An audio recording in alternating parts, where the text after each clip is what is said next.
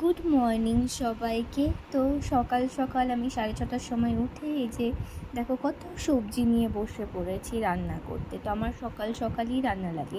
আমি 6:30 পৌনে 7টা নাগাদ উঠেই আমার রান্নাঘরে যেতে হয়। তো বাবা অনেক সবজি এনে রেখেছিল, তো তার মধ্যে আমি কি উচ্ছেগুলোকে গোল গোল করে কেটে নিয়েছি উচ্ছে ভাজা করব বলে, কারণ গরমের দিনে উচ্ছে খাওয়াটা ভালো। আর এদিকে কলমি শাকটাও কেটে নিয়েছিলাম, আর আলু সেদ্ধটা দিতে ভুলে গেছিলাম। আলু সেদ্ধ আমার খুব ফেভারিট।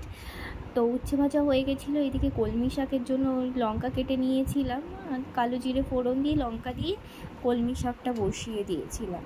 আর এদিকে মাছের আশা করছিলাম। মাছের আশা করতে করতে তোমার গিয়ে ভাত, কলমি শাক আর উচ্ছে ভাজা হয়ে গেছিলো। তো তারপরে দেখলাম মাছ আলা আসেনি। তারপরে আমি এই যে সবজিগুলোকে টুকটুক করে কেটে ফ্রিজে রেখে দিচ্ছিলাম, কারণ এখন তো এতটাই গরম পড়ে গেছে, জানোই গরমের মধ্যে বাইরে সবজিগুলো থাকলে নষ্ট হয়ে যাবে। তাই আমি আবার সবগুলো টুকটুক করে গুছিয়ে ফ্রিজের মধ্যে রেখে দিলাম। এইদিকে মাছ পাইনি বলে তারপরে অনেক অপেক্ষা করতে করতে তারপরে জেঠুকে বললাম, জেঠু একটু মাংস এনে দেবা, কালকে আবার একাদশী, তো কালকে নিরামিষ খেতে হবে। আবার আমরা সানডেতেও নিরামিষ খাই। তো তার জন্য এই যে মাংস রান্না করছি। তো আলুগুলো কেটে নিয়েছিলাম, মশলা করে নিয়েছিলাম। আর জানোই আমাদের বাড়িতে পেঁয়াজ ছাড়া মাংস হয়। তো এই যে মশলা কষিয়ে তারপর আলু দিয়ে মাংসটা দিয়ে দিচ্ছি। আর একটু ডিফারেন্ট করেছি, তোমার কিছু সজনে ডাঁটা ছিল, তো সজনে ডাঁটা দিয়েছিলাম। তো সজনে ডাঁটা দিয়ে কিন্তু মাংস খেতে খুবই ভালো লাগে, খুবই টেস্টি লাগে। তো তোমরা আবার ভাববে যে না কেমন লাগে টেস্ট, কিন্তু তোমরা অবশ্যই বাড়িতে ট্রাই করে দেখতে পারো, খুবই টেস্টি লাগে খেতে। আমার তো ভীষণই ভালো লাগে, সজনে ডাঁটার টেস্টটাই পুরো অন্যরকম লাগে। যে আমি খাচ্ছি সকালবেলা, তো সজনে ডাঁটাগুলো খেয়ে এরকম রেখে দিয়েছি, সত্যি অসাধারণ খেতে লাগে। তোমরা খেয়ে দেখবে, একবার ট্রাই করে দেখবে কেমন লাগে না লাগে, একবার ট্রাই করে অন্তত বাড়িতে একবার দেখবে। তো এই যে তারপরে এইদিকে আমি সমস্ত বাসন টাসনগুলো ধুয়ে গ্যাস ট্যাস পরিষ্কার করে নিলাম। আর এই আমটাকে পোড়াবো, বিকালবেলা শরবত খাবো, আম পোড়া শরবত খাবো বলে। আর এইদিকে আমার জলের বোতলগুলোকে, ফ্রিজের জল যেহেতু খেতে পারি না, তার জন্য আমি জলগুলোকে দুটো বোতলকে জামা পরিয়ে রেখেছিলাম। তো এইদিকে আবার আমটা পোড়া দিতে আমি বাবার ঘরে চলে গেছিলাম, বাবার ঘরটার পরিষ্কার করতে, বিছনা টিছনা গুছিয়ে দিতে। এদিকে ঠাকুর ঘরেও গেছিলাম, ঠাকুর ঘরে বাসনগুলো ধুয়ে রেখেছিলাম। এর মধ্যে এই যে পুচকুটা আসলো, পুচকুটা আসার পরে পুচকুটা আমাদের বাড়িতে ভাত ছিল, আমি আবার জিজ্ঞেস করছিলাম। তো বাবা ও গিয়ে আমাকে বলে দিল এইভাবে দেখিয়ে।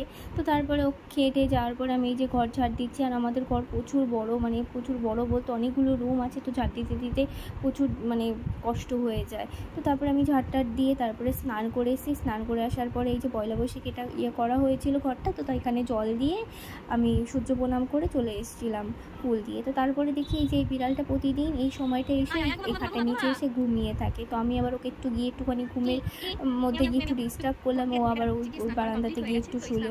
তো তারপরে এই যে স্নান করে ফ্রেশ হয়ে এই যে এখানে এসে আমি আবার একটু বকবক করছি। সবাই আমাকে বলে আমি নাকি টিপটা অনেক ওপরে পড়ি। তো আমি ভাবলাম ঠিক আছে চলো আজকে আমি দুটো পুরো মাঝখানেই পড়ি, দেখি কেমন লাগে। বাট অ্যাকচুয়ালি আমার একদমই ভালো লাগে না, আমার একটু উঁচুতে পড়লেই বেশি ভালো লাগে। তো যাই হোক আর কি বলবো। তারপরে এই যে সব থেকে ইরিটেটিং একটা বিষয়, ফল খাওয়া জিনিসটা আমার একদম ভালো লাগে না। আমি যখন মামা বাড়িতে ছিলাম, আমার মামি আমাকে জোর করে ফল খাওয়াতো। তো মাঝখানে শরীরটা খারাপ গেছে বলে এখন ফলটা খেতে হচ্ছে আমাকে। তো খুব বিরক্ত লাগে আমার, আমি সেটাই বলছি যে আমার ফল খেতে ভীষণই বিরক্ত লাগে, একদমই ভালো লাগে না।